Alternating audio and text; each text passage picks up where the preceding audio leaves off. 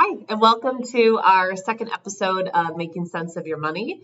Today's topic, we are going to be expanding a little bit more on IRA rollovers. So excited to dive into this. So, Elizabeth, I know last week we talked about, IRAs, traditional IRAs, Roth IRAs, and, the last episode of Retirement Red Zone, we actually talked about rollover options. So, how does it work? When you leave a job, you know that you want to roll it over into an IRA. What happens next? Yeah, so it is a little bit of a process. Every company is going to be a little bit different. So typically what we would do, if you were my client, is we would sit down, we would contact the outside company, figure out what their process is for paperwork. Some companies, we can do it actually right over the phone, the rollover. Other companies are going to require a form.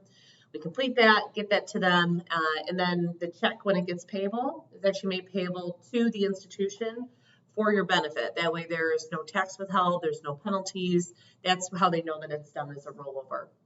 And then the check itself either gets mailed directly to us or it would go to you. If it goes to you, obviously you got to turn that over. Once again, the check's not made payable to you, so you can't cash it.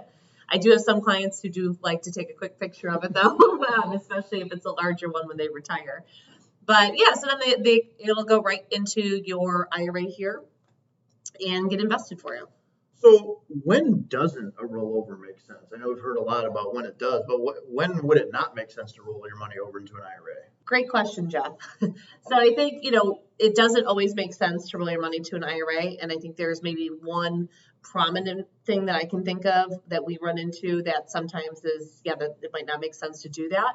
And that's if somebody is separated service after age 55 and is not 59 and a half yet. So if you remember from our IRA Basics Retirement Red Zone, you can access the funds inside of your traditional IRA at 59 and a half without any sort of penalty. However, if you separated service after age 55 and you're not 59 and a half yet, and you might need access to those funds before 59 and a half, there is a nice little loophole that you can basically access the money inside that 401k, 403b, 457 before 59 and a half as long as you separate service after age 55. So you have a small little window in there that if you're going to leave after age 55, you're not 59 and a half yet, you might need access to the money. Those would be the individuals where, even it made sense to move some of their money to an IRA, we might want to keep some there just so that they have the accessibility. So how do I access my money? Once it's in that we've done this, right? Yeah. How do I get the money out now that I'm retired and want a paycheck again? Yeah. So I think that there's kind of three things that we can talk about when it comes to accessing the money. So the first is what your question is, which is, I'm retired, right? We get this question a lot from clients, which is how does this work? How do I now take money from this account? Most people take a monthly income, right? So we kind of figure out what do we need to help subsidize what you're taking in from Social Security or pensions, and you're going to get that from your traditional IRA account, on a monthly basis. We can withhold the taxes for you. So just like how your W-2 now, a total amount is what you get paid, and then you withhold the taxes, you get your net pay. The same thing we can do for your IRA. So that way you don't have to worry about squaring up at taxes, at the end of the year. So that's number one.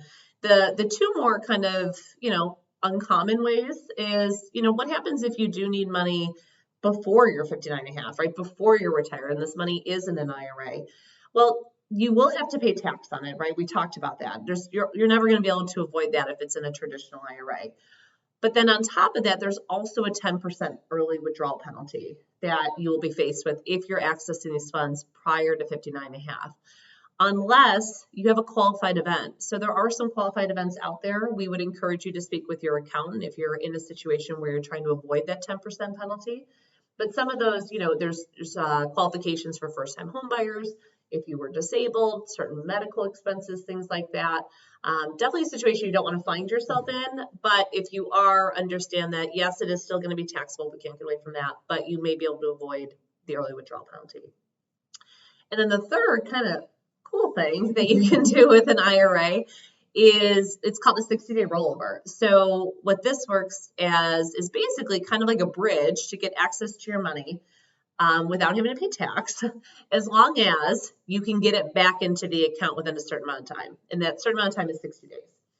So once a year, this is the limit that you can do this, you can actually take a portion out of your IRA, withhold zero tax on it.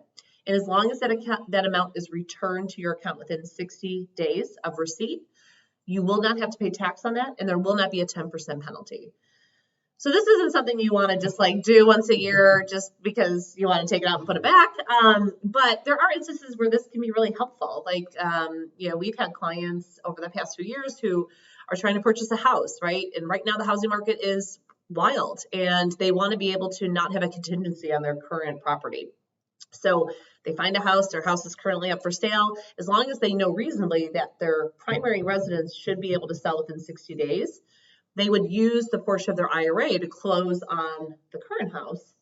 And then once their primary residence is sold, they can take that portion, put it back into the IRA to avoid the tax and penalty. Sounds like you want to be really careful with Yes. that. Yeah, but it really is, it is a nice tool just to kind of have in the back of your mind. It's not something you're probably going to, many people will never use it, but if you're ever in a situation where, hey, I really just need this money for a short amount of time, I don't want to have to pay tax on it if I don't have to, it can be a useful tool.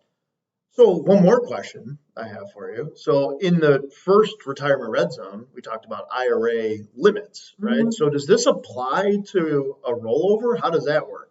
Yeah, so that's a really good question. We get a lot of times, which is, we'll go over, you can put in $7,000 a year into an IRA if you're over 50. Remember, that's a contribution. So new money. So new money has a limit.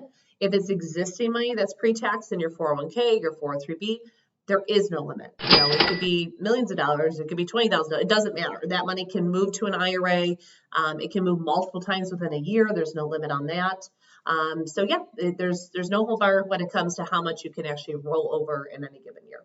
So to wrap up, hopefully that was helpful for everybody. Like I said, we just kind of wanted to expand a little bit farther on that IRA rollover topic. And certainly if you have questions or you're in a position where you've changed jobs, you've retired, and you have an old account that you want to get some help with, or you want some advice as to what that next step should be, contact us, set an appointment, and be sure to continue following our page. Always. Go Bills.